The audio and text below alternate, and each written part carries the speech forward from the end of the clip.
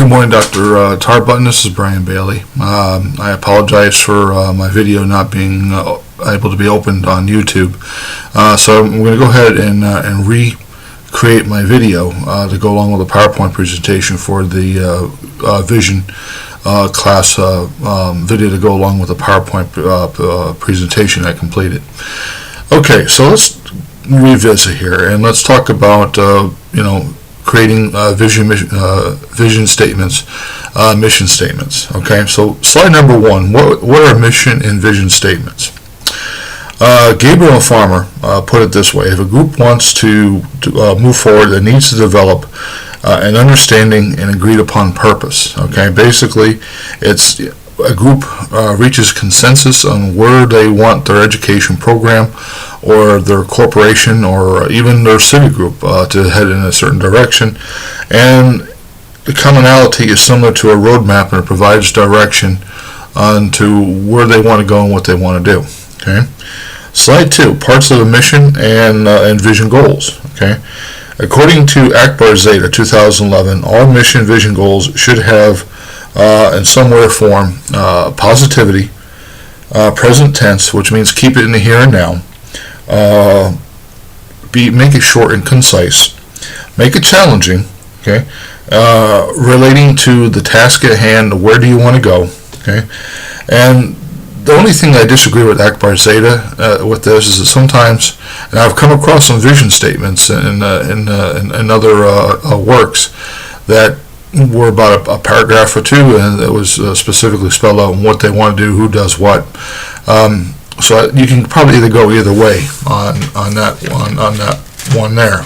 I guess it's more of a kind of a personal decision. Okay, so let's talk about what are other essential parts of a vision statement. Okay. Bayfile, another in her article, says anything excepting the mission and the staff buy-in has to be probably one of the biggest things, because if you have a committee and half of the people on the committee are not buying into your goals and your visions, you are doomed for failure. Okay? But Bayfile suggests is that make the vision statement known by everybody. Okay. Focus on organization's attention and concentrate its energies into that one vision statement. Now, the Department of Corrections, we currently have a rather outdated vision statement, but a lot of staff have bought into it and to try to help the inmates when they release not to recommit any crimes and to come back and to do something productive, finding jobs, housing, and try to be productive citizens. Okay? Bayfile also suggests that the keystone of entire strategy plans make it the keystone or the centerpiece of like a crown jewel of what you want to do. What are you trying to do here? Okay, and basically Bayfile also suggests is make it realistic. All right, don't make it so pie in the sky and that it's unattainable, and a lot of people would just look at it and says, "And it's beyond my scope. I'm not going to associate it. We're not going to do it." All right. So Bayfile also suggests make it a bold declaration of what organization should be. All right. And again, going back to my agency and the Florida Department of Corrections, it's kind of bold, and it's what we want to do. We don't want to see people coming in and out of the prison system all the time, in and out. But unfortunately, there are still a minority of people who do that. So also Bayfile suggests that there should be a commitment to distinctiveness, uniqueness, and originality. Now, the current mission statement by the Florida Department of Corrections, it's distinct, it's unique, and it's original. I am not sure, when and how, where we had a meeting, or when that was rolled out, and who created the mission, but I bought into it because being an education supervisor, you got a strong belief that education leads to better choices, better behaviors, better decisions. So that's what I would say. Okay, let's look at slide number 5.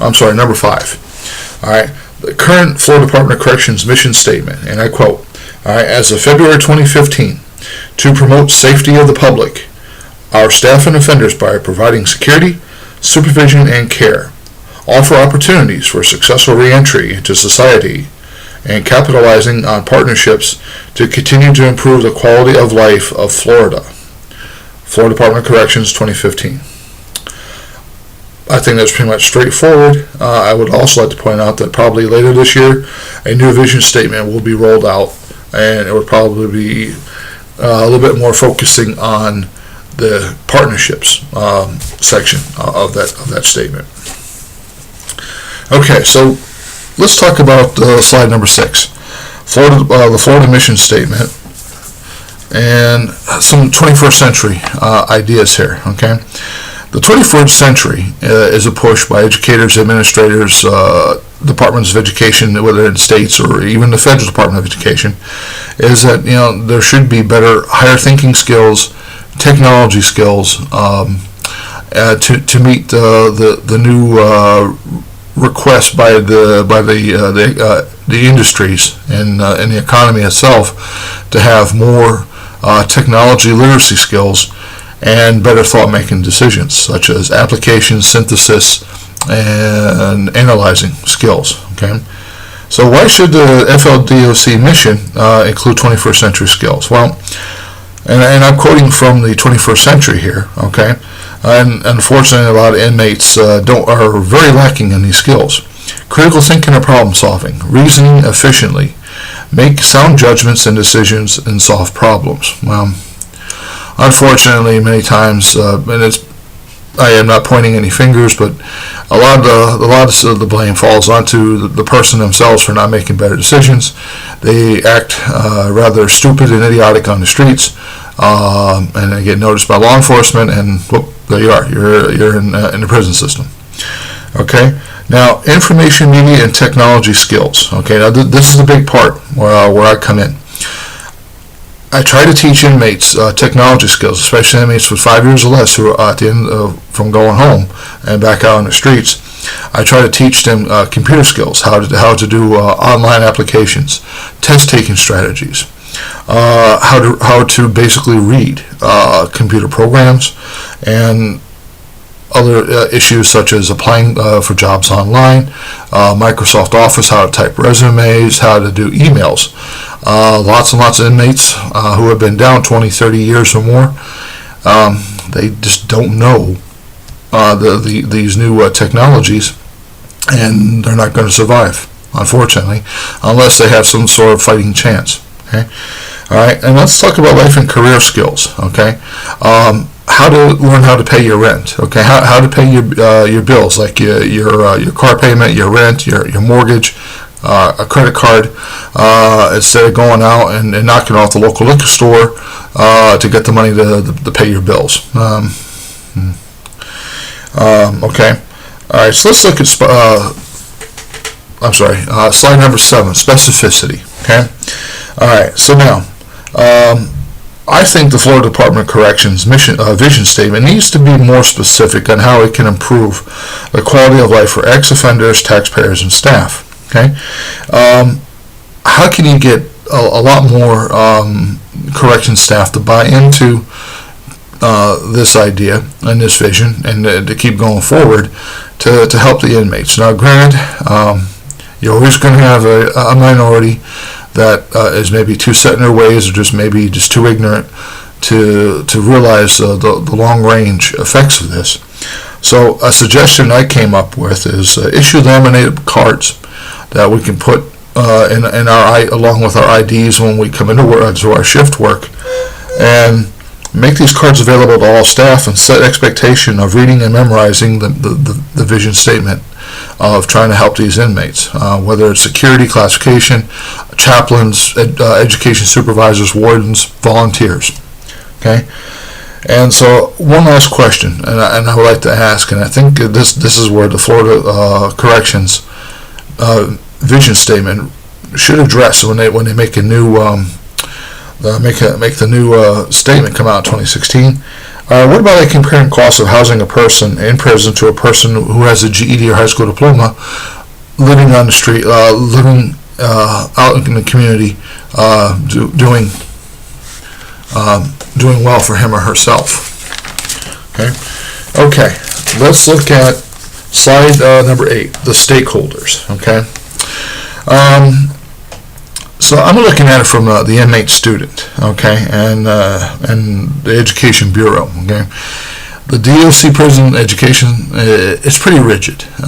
There's really no we try not to have inmates giving too much input, because then it just leads to inmates who think that they can be a little bit more than what they are. All right. So the students will have access to resources in FLD and the DOC to receive an education and receive information to finish academic goals.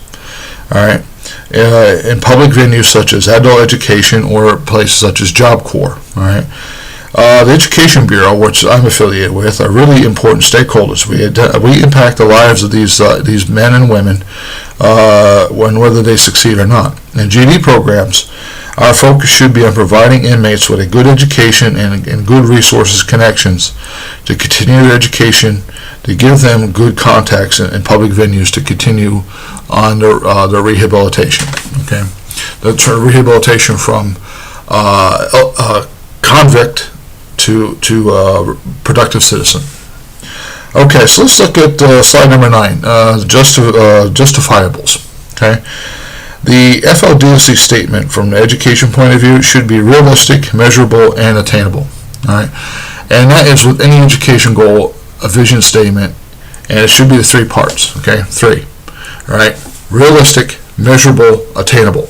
Okay, all right, so set forth a goal that can be realistic, measurable, and attainable. Okay?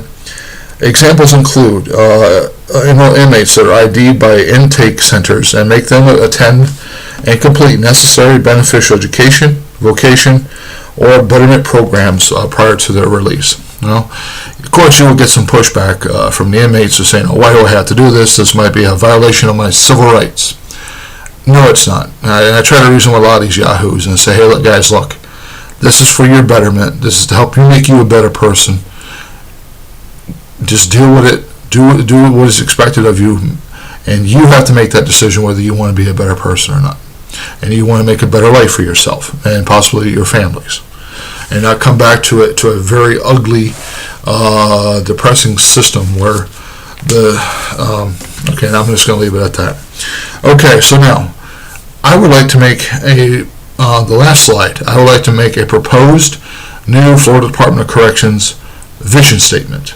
Okay, all right, and this is how I would go. Okay, and basically this is from an education standpoint, and I'm sure that across the state, the educators all over in the prison system are talking to the administration, and the Education Bureau is talking to the administrators, the higher-ups, and the DOC headquarters in Tallahassee, and they're getting all the feedback, and we're putting together something that can maybe make something new for 2016. So here's what I would like to suggest. Okay, to promote the safety of staff, felons, and the state of Florida in general, screen all inmates at the intake centers to determine their specific needs.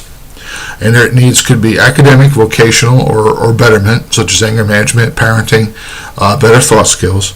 All right. Then enroll these persons into mandatory necessary programs that will better prepare them to make better life decisions, whether that's psychological, educational, vocational, upon release with community supports. So that is my spin on vision statements and what I think the Florida Department of Corrections should do to help inmates. And so I thank you for viewing my video, and I look forward to receiving my grade. Thank you.